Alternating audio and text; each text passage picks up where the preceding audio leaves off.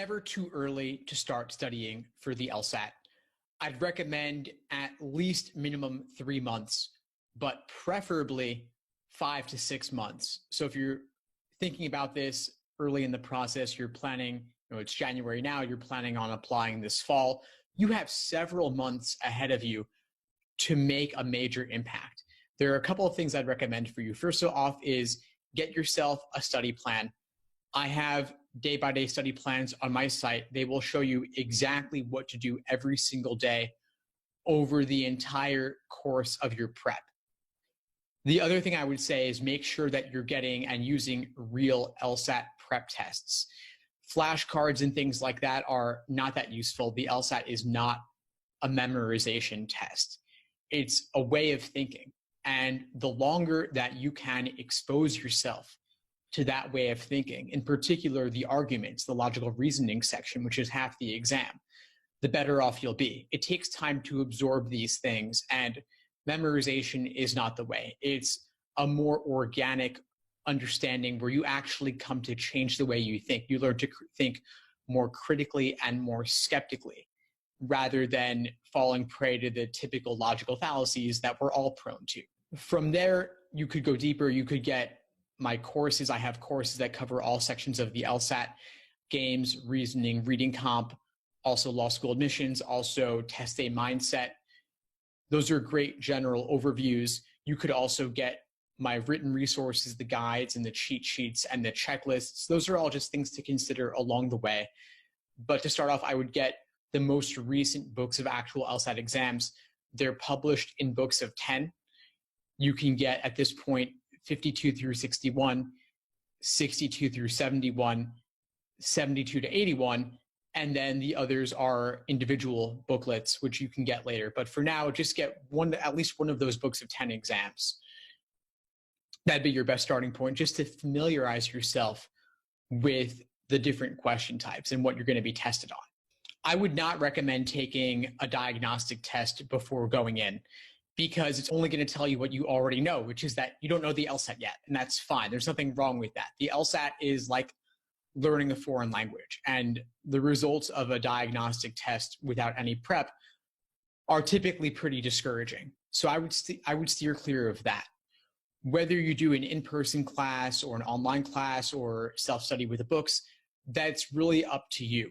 In-person classes have been dropping in popularity a lot in recent years because typically they are extremely expensive and you have a large class size. You typically have at least 30 people, sometimes even 50 to 70 people in one class with a single instructor. And you're not going to get personalized attention. If, on the other hand, you're able to take a class for free, then that's great. But again, you want the quality to be good, because although you might not be spending money, you're spending time. And your time is valuable. If a class is not serving you, then not only are you wasting time you could have been spending having fun, but you're also not going to want to spend that many more hours on top of that to do studying the right way. You only want to devote so many hours to the LSAT per week, which is reasonable. It's taxing, it's mentally taxing, especially if you're going somewhere after class or after work. It's a major time investment. Most people aren't fortunate enough to be able to study full-time doing nothing but LSAT prep. And I imagine that's not your position. So if this free class gets bad reviews, maybe visit it once, see how it strikes you. But otherwise, I would steer clear, and I would use the free resources and the LSAT exams, start there. And then if you are looking for more, which most people typically are, then you could look at online stuff. I've got a ton of free videos on my YouTube channel. But then if you want something more structured, I do have an online course. There are other good online courses out there as well. And they're typically much lower in cost than a quality in-person prep class. You could typically get an online course for under $1,000, and any in-person class is going to approach $1,300 or even $1,500, which is a lot. And you probably don't need it. The benefits of the online class, of course, are that you watch at your own pace, you can redo things, and yeah, it's a great thing to consider and try out before you plunk down even more. Start with the books on your own. Familiarize yourself with the basics. I'm not saying to take an exam and measure your results necessarily, but start studying. Again, you could use my study schedule just to get your feet wet. And once you find yourself hitting some roadblocks and Googling and forums and that sort of thing, if they're not doing it for you, if they're not helping you achieve a breakthrough in your understanding, then it's time to consider arming yourself with additional resources. And those could be additional written resources like prep books, or those could be online video resources like an online course. So I would say start with the books, start with free stuff, and then if that's not doing it for you and you need something more structured, then go deeper and research some potential options. It could be after a few weeks or a month. Basically, it's whenever you feel frustrated enough to the point where you think to yourself, I'm not going to be able to do it alone, and I need some additional resources. I need someone guiding me along the way. But again, it depends on your timeline. If you're studying for 5 or 6 months total, then you could afford to spend a month going it alone. If, on the other hand, your timeline is shorter and then time is of the essence and it's time to start thinking about getting help sooner rather than later. I'd say overall, look for help sooner, because that way you can implement any insights you gain in your own studying going forward. There's nothing more frustrating than just spinning your wheels and not making progress. Don't give yourself an artificial deadline in the future. If you feel like you need help, then seek it out. So if you're thinking about when to take the LSAT, I would recommend definitely taking it in June, because June is going to be the last paper and pencil test exclusively.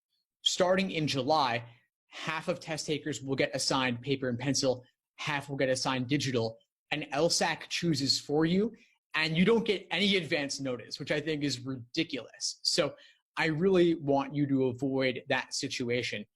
If you can, we're in January, you've still got a good 5 months or so, maybe 4 months until the June LSAT. So if you can, try to get it out of the way by then. Register for June ASAP, take it then, and hopefully be done with it. If not, then you'll be one of the first guinea pigs doing the digital, which I'd rather you avoid if you can.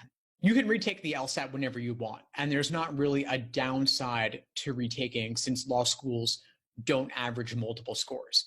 If you take it in June and it doesn't go well, I would recommend in advance registering for July just as a backup, so that way you only have a few weeks or a month as a gap and you can stay fresh and go for the retake. But if you need more time, then go for September. So you've got to do a little bit of planning ahead. Maybe you registered for the LSAT and it ends up being for nothing, but at least you lock in your test center and you lock in your registration. It's annoying to pay a fee that you may not end up benefiting from, but it's just a drop in the bucket compared to the cost of law school tuition and all that. So if you have the summer free, go for July as your retake opportunity. But if you feel like you need more time and you want a few months, then go for September. Either way, you'll still be able to apply at the beginning of the cycle. And so it's not necessarily slowing you down in any way. Thanks for tuning into the show. Please subscribe if you haven't done so already to be notified of new episodes as I release them. And feel free to reach out if you need anything at all as you move forward with your prep. I'm happy to help however I can. In the meantime, I'll wish you all the best and take care.